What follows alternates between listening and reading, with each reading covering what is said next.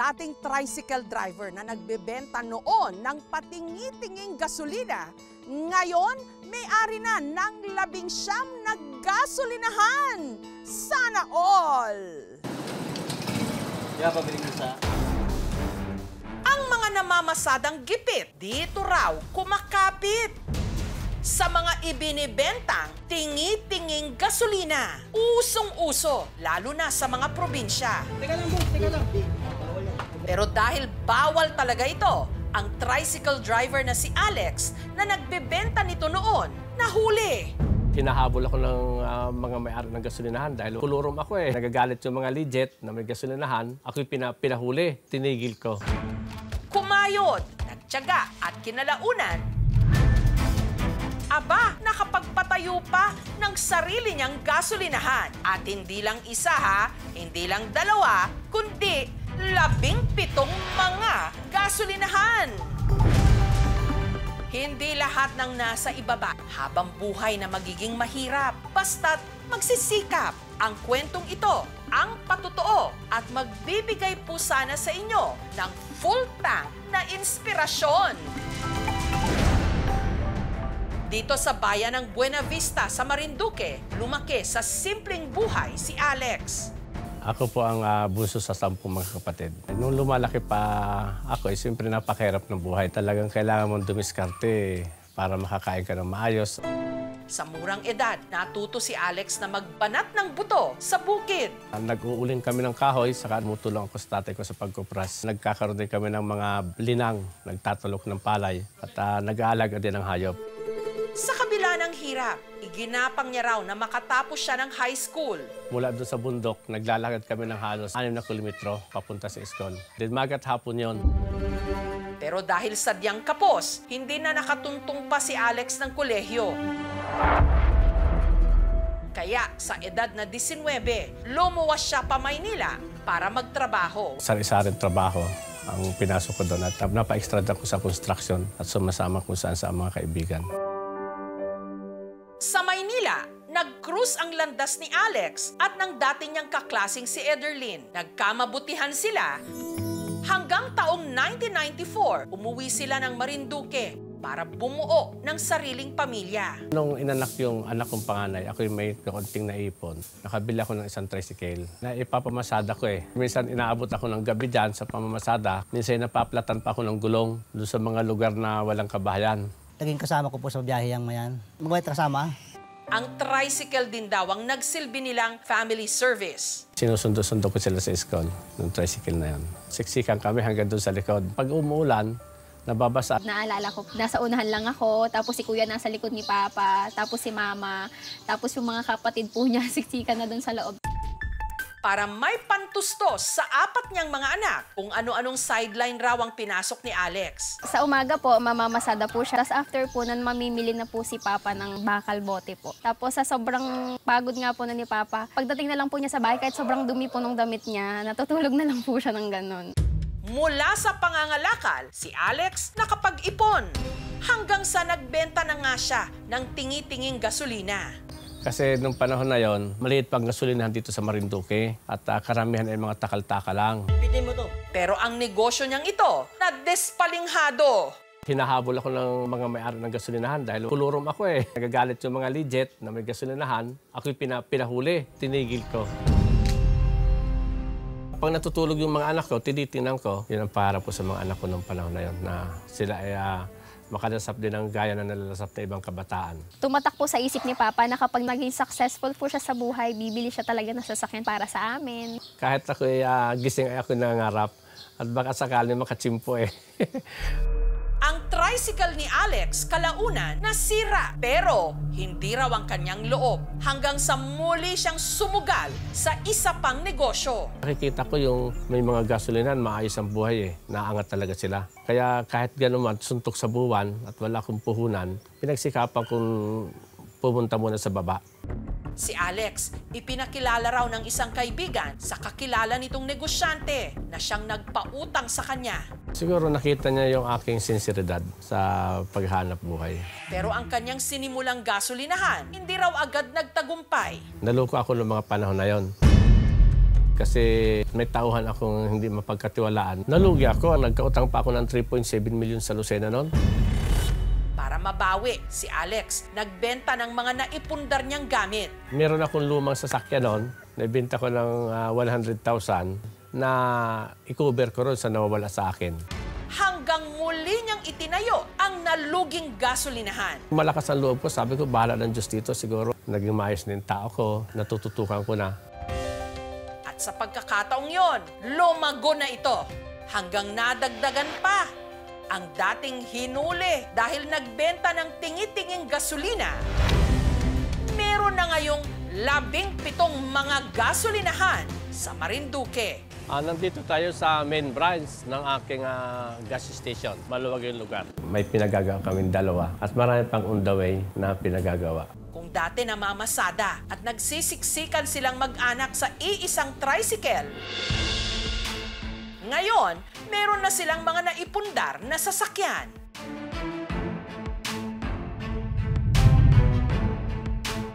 Sumama na ako sa ulan at arawan. Kaya sabi ko, kailangan naman ako yung makadima ng ginhawa. Nakabili na rin siya ng farm. At nakapagpatayo ng magarang bahay para sa kanyang mga anak. Diyan ako nagigipit sa pera, nabibili ko yung gusto ko, kung saan-saan ako nakakapunta. Kamakailan lang, si Alex muling binisita ang dati nilang tirahan. Dito nakatira yung kubo namin. Mga 7 taong kami na nakatira dito hanggang 8 taon. Kinamusta niya rin ang mga dati niyang kasamahang tricycle driver. Hoy! Magandang umaga. Ang aking original na kasama nung araw. Ito, mga kasama ko nung araw yan. At bilang pasasalamat at balato na rin ni Alex, namigay siya ng libreng gasolina sa mga dati niyang katoda. Nagpapasalamat po ako kay Boss Alex at nabigyan po kami ng dagdag kita sa buhay. Thank you. Proud ako sa iyo dahil malayo na labot mo. Kasama ka pa rin naman sa pag-unlad. Nandito pa rin pag may kailangan. Marvin, salamat! Namahagi rin siya ng libreng bigas. Papasalamat po kami din ng bigas. Kasama rin po namin yan sa pag-tricycle. Simula pa nung una, kahit nung wala pa tayo, sobrang proud pa ako. Sana po magkaroon pa kayo ng mahaba pang buhay. And mahal na mahal namin kayo, yun lang. Mahal na mahal namin kayo ni Mama. Ang mensahe ko lang sa kanila, una ay huwag makalimot sa Diyos. Pangalawa ay pagkakaisa at huwag maghiwalay. Maraming salamat sa aking mga magulang na nagbigay sa akin ng magandang payo at pagpapalaki. Dahil kung wala sila, hindi ko rin mararating ito. Yung payo nila na maging mabuting tao, mapagmahal sa kapwa at sa lahat. Sabi ko nga, kung naabutan ko sila, kundi kung ano yung meron ako, meron din sila. Maraming salamat sa kanila. Hindi lang gasolina ang laman ng tangke, kundi determinasyong magtagumpay para sa pamilya. Dahil sa biyahe ng buhay, hindi laging mahalaga kung saan ka nagsimula. Ang mas importante kung paano ka nagpursige at kung paano mo nilagyan ng direksyon ang iyong mga pangarap.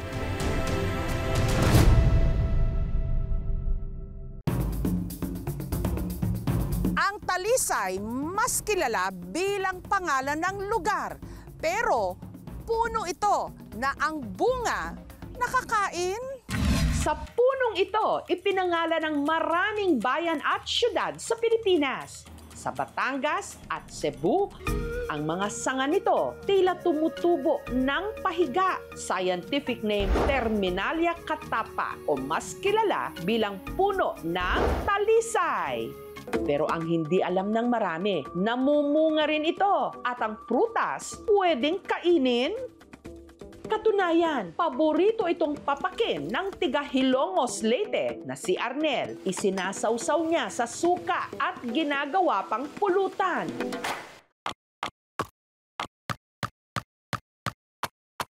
bata pa lang daw si Arnel, nakahiligan na niyang kumain ng talisay. Dati, nung wala kaming baon, kinakain namin yan sa school namin. Pero ang paborito niya raw talaga, ang crispy roasted talisay. Ang mga nakolekta niyang talisay, hinugasan ng tubig dagat. At dahil matigas na raw ang balat nito, isa-isa niyang binasag gamit ang kutsilyo para makuha ang laman. Ang mga nakolektang laman, isinalang niya sa kawali at saka tinimplahan ng asin at chili flakes. 3 to 5 minutes, pwede na to.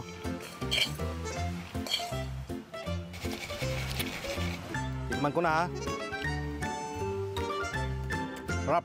Kasing lasa rin siya ng almond. Malaking tulong para pababa ang low density lipoprotein or bad cholesterol. Yung traditional uses, sa mga bata, binibigyan sila ng decoction, kinukuha yung juice ng mga dahon. Or, meron ding dysentery, gonorrhea, leprosy, migraine, cough, cold, fever, lahat na ng sakit. Yung talisay ginagamit. Kasi nga, yung beech forest, yun ang butika noong unang panahon. Pagpapangalan sa mga puno at halaman, ay makita natin kung gaano kayaman yung pook na iyon. Hindi tayo humihiwalay sa pagyakap sa kalikasan. Pagpapangalan sa mga puno at halaman, ay makita natin kung gaano kayaman yung pook na iyon. Hindi tayo humihiwalay sa pagyakap sa kalikasan. Humanda naman na kayong mga sim sa prutas na ito na in season ngayon. Scientific name, Sandoricum coetjape. Binabalatan pa lang, mapapangiwi ka na. Asim! Asin at bagoong nga dyan, santol.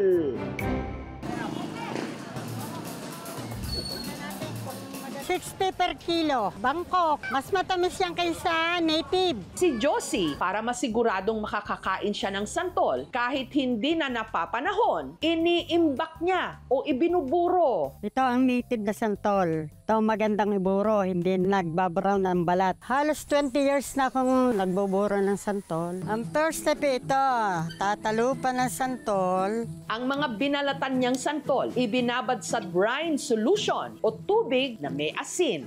Ito, santol kong tinalupan, nilalagay ko na sa aking drum na iimbakan na aabot ito ng ilang buwan. Tapos, aayusan ko ng takip para ito ay hindi mapasukan ng insekto. Nilalagyan namin ng date at nang alam yung uunahing gawing buro. Sunod natin, kukuha tayo sa naimbak na nakaburo na sa asin para hugasan at aasukalin na natin para paninda ko na.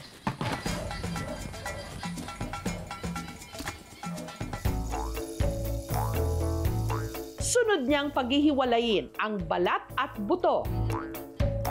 Ang banakal o laman, nililinisan niya ng 6 na beses. Sa unang hugas ay malabo yung sabaw. Pagka luminaw ang sabaw nito, ang tubig, pwede na natin lagyan ng asukal.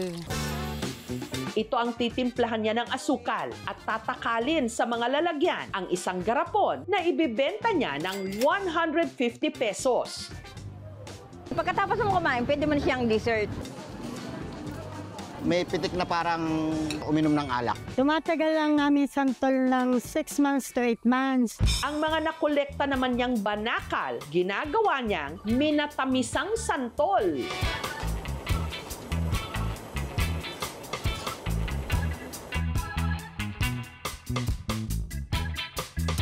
$150 ang isang jar. Parang sampalok. Wala siguro ng tamis.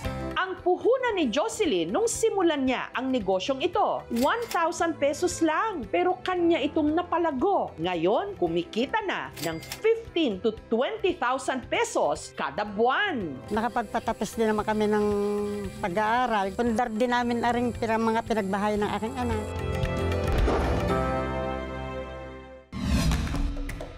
Dahil naman sa mga tusok-tusok nito sa balat, maraming nag-aakala na ito'y langka. Pero ang amoy nito, Nasingkuan mouse durian. at kapag tinikman ang malambot nitong laman, lasa raw marang. Ang kalainan lang niya kay smooth, kunan kasi siya kanang humok. Sirit na ba kayo kung ano ang 3-in-1 fruit na ito? Dili na ba sir bay? Wala ko kakuha nga prutas sir. Ang tawag dito, sempudak. Scientific name, Artocarpus integer. Sa farm na ito sa Bukidnon, ang mga puno ng sempudak na matyagang pinayabong ni Jong. Ganito po ang season ng sempidak. Talagang napakadami magbunga. Ito ngayon ay siguro mahigit 200 plus ito. Nasa 3 to 6 kilos ang bigat. Nag-change na yung kulay niya patungo doon sa parang light yellow at yung mga parang tusok-tusok niya ay unti-unti nang nawawala. At ang very obvious talaga ay nangangamoy na siya at lumalambot na yung balat niya. Ang pagpitas nito, gaya lang din daw sa langka. Pwede kang gumamit ng kutsilyo o cutter para i-harvest mo yung prutas. Pagkabukas, pwede na agad lantakan. Napakatamis po ng sempidak. Murag marang ang lasa niya, ang kapares niya na baho, murag durian. Ang laman ng sempedak, masarap daw gawing fruit shake.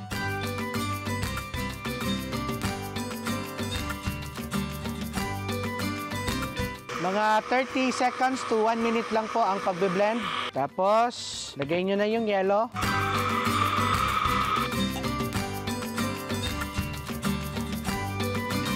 Tikiman na!